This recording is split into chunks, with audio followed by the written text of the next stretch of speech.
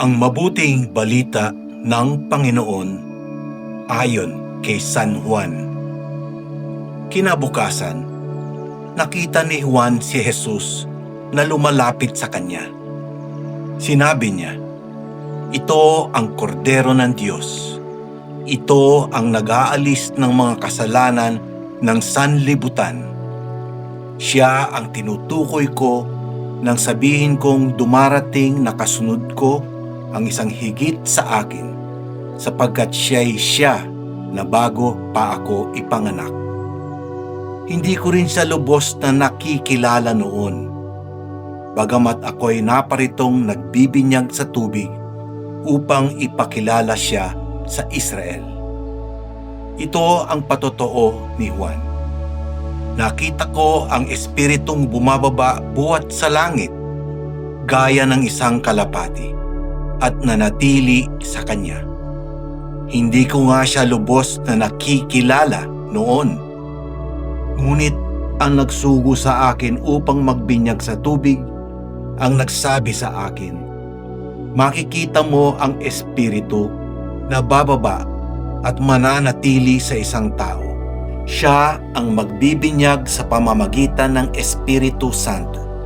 Nakita ko ito at pinatotohanan kong siya ang anak ng Diyos. Ang mabuting balita ng Panginoon.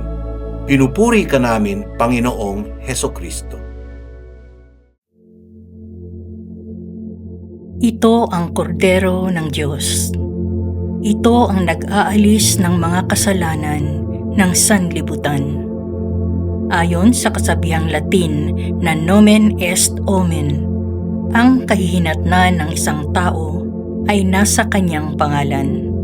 Kaya ang pangalang Jesus, na nangangahulugang nagliligtas ang Diyos, ay isang paglalantad ng misyon ni Jesus bilang tagapagligtas ng sangkatauhan.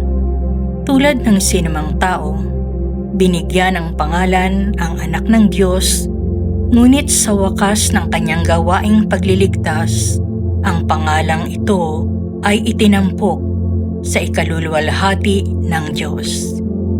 Kinilala ni Juan Bautista si Jesus bilang kordero ng Diyos, matapos pumanaog ang Espiritu Santo sa kanya.